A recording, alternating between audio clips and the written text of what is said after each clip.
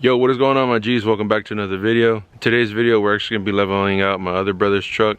This is his truck. It's a 2018 Chevy Silverado. I don't have it been recording, guys. I'm sorry about that. It's been a while since I posted the last video. It's been due to all this time change, and every time I get home from work, it's already dark by the time I get here. So I mean, that kind of throws me back on these videos for y'all. But today I'm actually gonna go ahead and throw y'all this video, and I hope y'all like it. Stay tuned. Also, if you haven't subscribed already to my channel, make sure you hit that subscribe button. Also hit that bell notification if you're new, and let's get on to it.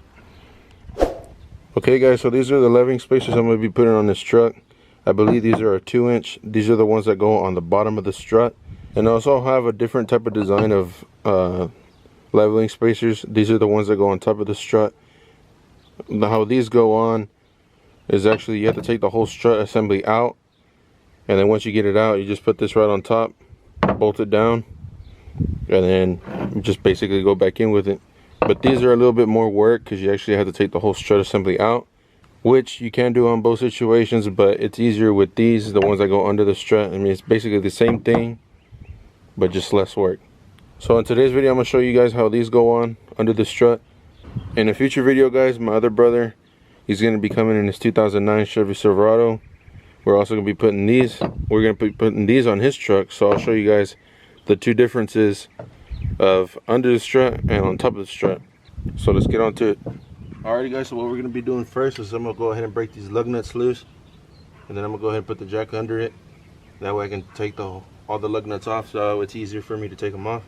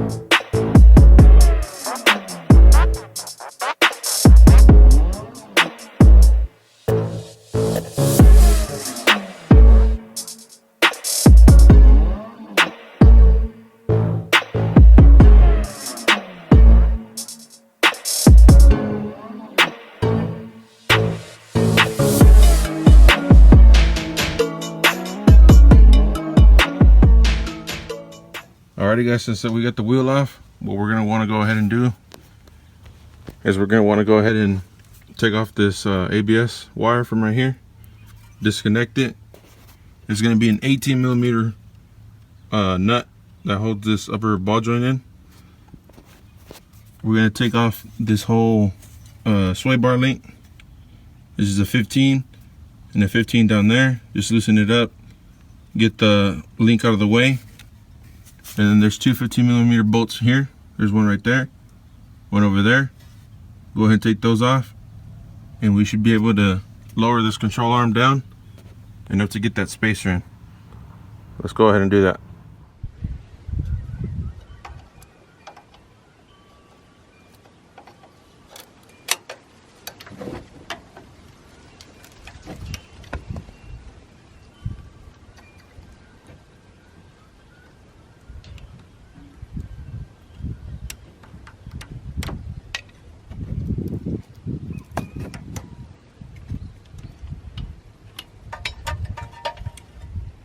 Okay guys, so there's also a 10mm bolt right here that's on the upper control arm. We're gonna have to take off.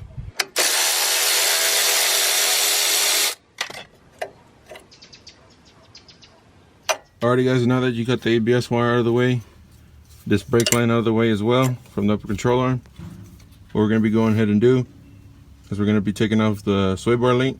I got the 15mm wrench on top, and we're gonna be using my impact with the 15mm for the bottom, and it should break it all the way loose. Let's go ahead and do that. Okay guys, once you finally got this sway bar all loosened up, just go ahead and take the nut off. Move the bushings over to the side. Take the bolt out. It might be a little bit hard.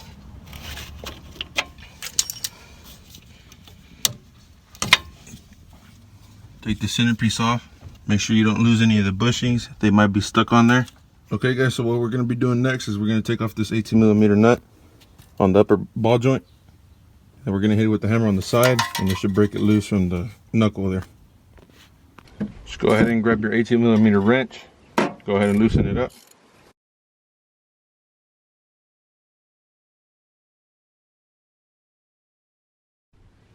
Okay guys, once you finally got that upper ball joint nut loosened up, you want to go ahead and leave the nut on there with a few threads. The only reason why I say that is because when you hit this knuckle on the side of the knuckle, it's going to want to pop, and then the nut will catch it from it flying back at you, or you can also avoid damages. But I like to leave the nut on there and then hit it, so that way it catches it and I feel more comfortable about taking it off. So what I went ahead and did is I took off the 10mm bolt that was holding this bracket for this ABS wire. Go ahead and move it to the side so that way I get a bigger swing at the knuckle.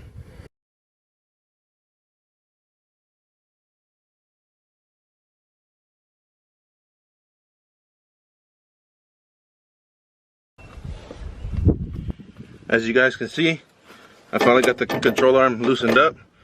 Like I said, that's why I kept the bolt under there, or the nut, so that way it would hold it in place. Go ahead and remove that nut now.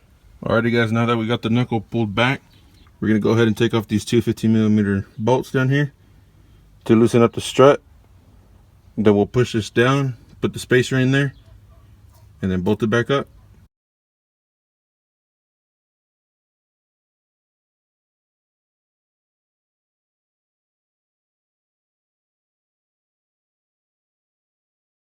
Alrighty guys, now that you got the strut assembly loose from the bottom, I went ahead and put a paint can right there so that would hold the knuckle in place. I'm gonna go ahead and take off these brackets off the bottom of the strut.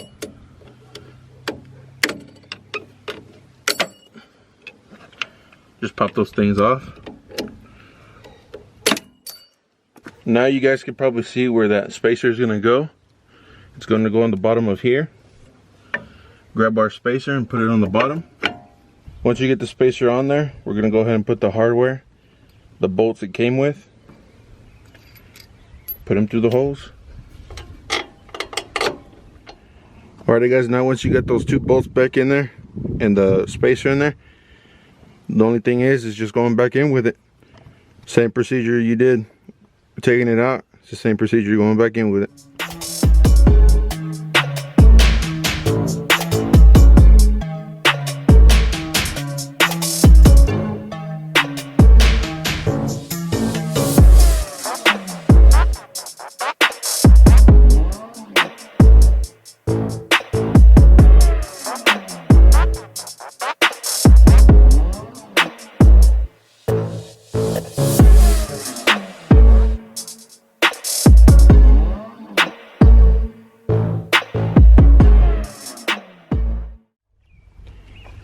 Alrighty guys, so we went ahead and got this side knocked out. Sorry guys about the lighting. I know the sun's out. I finally got the sway bar link back in. It was kind of hard. I had to pry it from right here, right in there. I had to pry it right here to bring it down a little bit. Finally got the spacer in there, as you can see, right there with the new bolts. Got the control arm put back on. Everything's put back together how it came off. Time to put the wheel back on and see how it looks. Okay guys, so I finally got the wheel put back on. You can see a little bit of a difference. Probably not in camera, but it does look a little bit more leveled out. This backside does look like it's a little tilted this way. It's because the other side of the front is not leveled out yet. Once I finally get that other side done, it should sit all the way straight, and we'll be able to get a good picture from there. We're finally on the passenger side. I already went ahead and took the bolt off the sway bar link. It was kind of hard to get out the bushing, this part, so I just left it in there. It's the same procedure as the other side, but I'm gonna go ahead and still record this side, just in case that the video quality didn't come out right. Y'all can get a better look at it. So let's go ahead and tackle this side.